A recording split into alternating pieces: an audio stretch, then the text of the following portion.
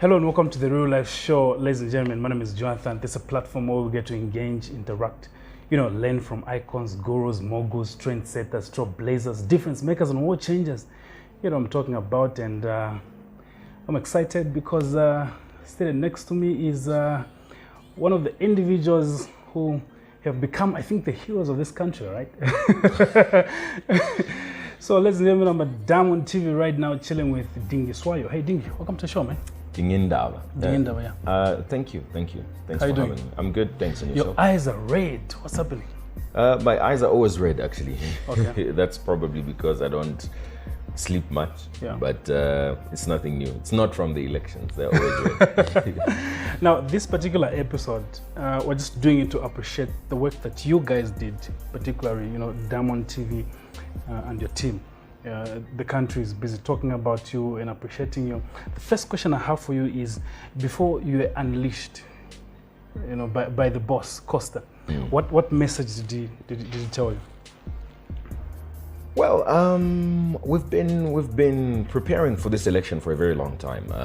It's not just come up now. It's been part of our plan throughout the year. So I think the issue was basically just us setting up a plan and just making sure we've got a footprint all across the country. Yeah. I think that's the message that we've been sending out to the people throughout. Even as we're getting closer to the election, we told the people that we would cover the election in this way. Maybe some of them just didn't believe, but we were able to do it. So the message basically was for us to deliver an election to Zambia. I remember in our planning meeting earlier this year, those were the exact words. Great. Awesome. Now, you guys did an incredible and an amazing job. Do the people that we're reporting from different districts of the country, do they work for you, or you just spoke to some individuals? They work for us. We've got correspondents from all across the country. We've got reporters in the 10 provinces of Zambia. Of course, most of them being here in Lusaka. We've got more than one in Lusaka, quite a number that are in Lusaka, but we've got footprint all across Zambia. So those are the people that were giving us those updates. Great. Diamond TV staff that are in other provinces of the country. Awesome. Now, we saw the team lying down in the night. Tell me about the sleeping time. Did you have time to sleep during that time? The counting sessions? Not exactly, because it was for us at Diamond TV. It was 24 hours of broadcast of live TV, if I may put it that way. So there was always somebody working at a particular time. But at the Mulungushi International Conference Center, those of us that were there for Diamond TV were doing intermittent crossovers. So you have to be awake because studio needs information on what's happening there. But obviously, when the human body is tired, it needs to rest, and I think that's the people that you were seeing sleeping on the So there were no spaces where they were organized specifically for media houses. You slept on the floor, or what was happening? If you feel sleepy, what do you do? It was at the Mulungushi International Conference Center. It doesn't have sleeping facilities, but also no restaurants. There are restaurants. There are restaurants. That's how we were eating. But also, it wasn't a prison. So if somebody needs to freshen up, and the ECZ has announced when the next update is, people were going home to go and freshen up and then come back after. Great. Now you guys looked like you never even rested. You were working 24/7. Talk to me about the pressure. Were you receiving any form of mental pressure, maybe like intimidation from political parties and things like that? Was that the tension inside there? Well, certainly not intimidation from anyone. The media also have a large extent of their own power, so they were there to do their job. I don't see why anybody would intimidate us. So we really didn't experience any intimidation. The media was very important at the Mulungushi International Conference Center. Everybody recognized the work that we were doing, and they respected us. There was not a single journalist or camera person that was harassed. There was no such thing. We're really allowed to do our job, except maybe it could have been better if the Electoral Commission of Zambia consistently allowed questions from the media, because the trend was political parties, when they had concerns, would sometimes just interrupt without being allowed. But we were not doing that. So we wish we had been given an opportunity to ask questions. But generally, there was no intimidation whatsoever. Great. So you as an individual who had that experience, I believe that was your first time, covering, I don't know, did you do that in 2016? No, that was my first time covering an election from the MICC. Okay. Yeah. So what are some of the lessons that you learned working under that environment? If I have to be completely honest, it's not an experience that is new. It's like covering anything else, except that maybe this is a bit more organized than a lot of things that we cover. So it's almost like everyday work. There was nothing out of the ordinary that we did, stuff that we do all the time. Maybe just the fact that it was an election, it got a lot of attention, but that's really what we do all the time. So I really felt like I'm trying. It was normal for you? Yeah, it was very normal. I'm trying to find what lessons where I learned from, what new things I learned from that experience. Maybe just waiting long hours, but otherwise everything else was pretty normal. It's really what we do on a daily basis. Great. Yeah. Great. Now, people are saying you guys should be declared the national television. What's your reaction to that? Because of the great work that you did out there. Well, they can just be watching us as we are.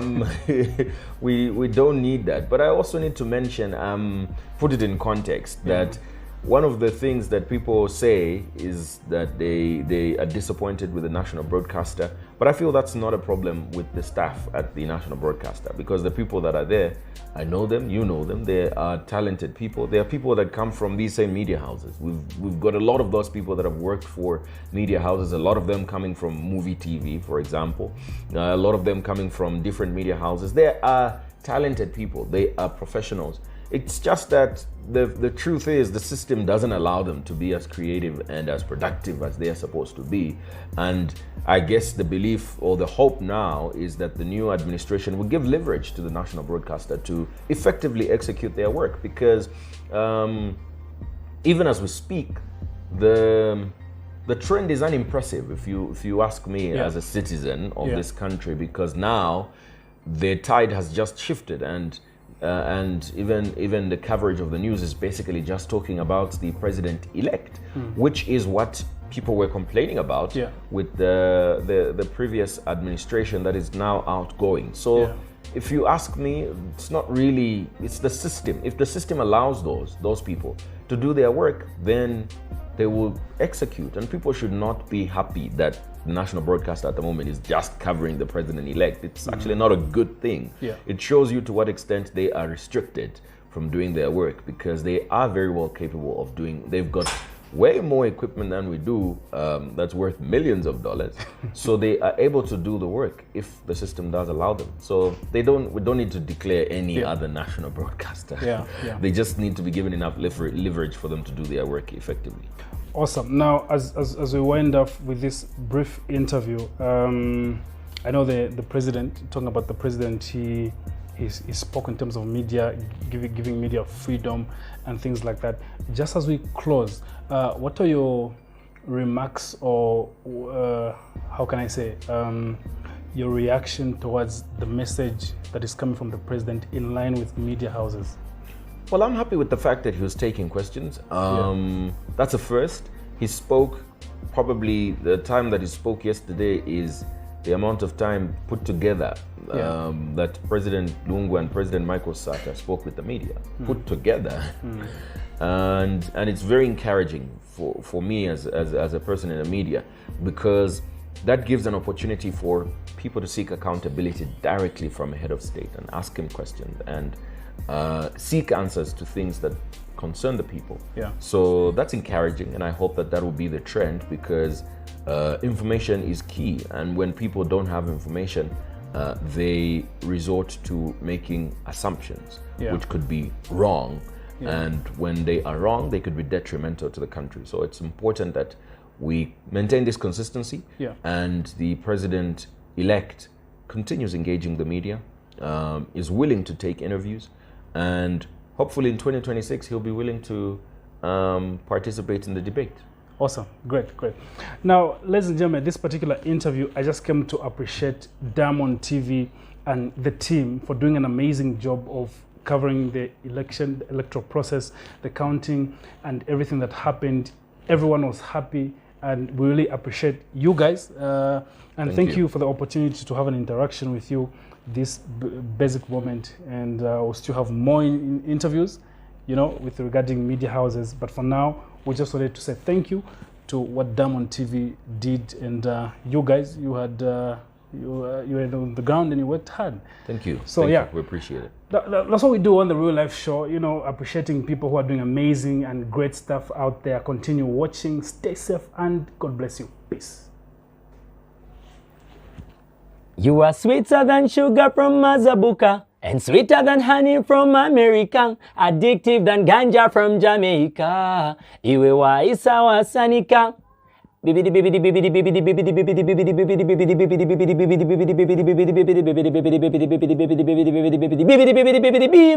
Wagwan, it's your boy, super fantastic at the video, just flow in the area. Keep watching the Real Life Show with Jonathan. Chance it on.